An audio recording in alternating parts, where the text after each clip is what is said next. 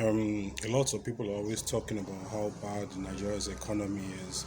As far back as 1970, people have always said Nigerian economy is bad, austerity, SAP, SFEM, everything. Nigeria's economy is bad. But I'd like to prove today that those people quite actually don't know what they're talking about, that Nigeria's economy is very good, and the Nigeria's economy is the best in the world. Now, before I dive into this story, I'd like to tell you a little story so you can understand where I'm coming from. There was once a Nigerian man who married a wife and had 4 children, and they lived a happy life until the man became extremely rich. He got a contract, he became extremely rich, and he married another wife. And within a short period of time, he forgot about his family and his 4 children, and he just moved on, forgot about his family. So the children were in dire straits. Money was hard to come by. So the first child, Chinedu, said to himself, "What can I do? If I don't do anything, we're all going to starve." So Chinedu called his younger brother Femi and told him, "Femi, you're a tailor. I work at Computer Village. Sew shirts for me. I'll market your shirts. They'll see me in Computer Village. Let's go. Let's expand this your shirt business." Chinedu went to his first sister, EU, who was a student in Unilag, and told EU, you're a student in Unilag.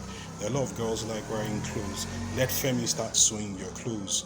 So EU and Femi came together and EU started wearing Femi's clothes. Now the last born was called Halima. Chinedu told Halima, you're about to enter university and you make very good puff puff. I will start buying your puff puff and carry your puff puff to Computer Village and sell your puff puff.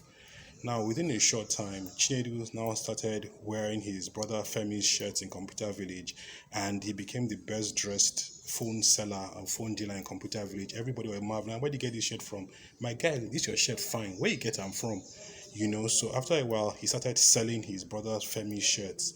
Then he now started carrying his sister's Halima, her puff puff, to his shop and bought a show glass and was now selling her puff puff. Every day at 4 o'clock, when business was winding down, he would start distributing the pop-up free of charge to attract goodwill and attract customers. So everybody started buying his puff puff. Everybody was eating his puff puff. People would not come to Computer Village having eaten, they would buy his puff puff. So this continued for a number of years. In school, Iyo would wear her brother Femi's shirts, and everybody was saying, "Where did you get this? Where did you get this your dress from? Where did you get this your shirt from?" Iyo now became a marketer and a promoter of her brother Femi's shirts. So there was a lot of money in the family. There was a lot of business in the family. There was like rotation. There was a family economy became buoyed because one person, the elder brother, took in the gap for his father and started providing for his other siblings. Now, the story is this. Everybody talks of Nigerian leaders, how Nigerian leaders, when they come in, they forget about the masses, they marry foreign wives in sense of they start importing foreign products instead of the products that they had before they've been importing. Now, imagine if Chinedu didn't organize his family.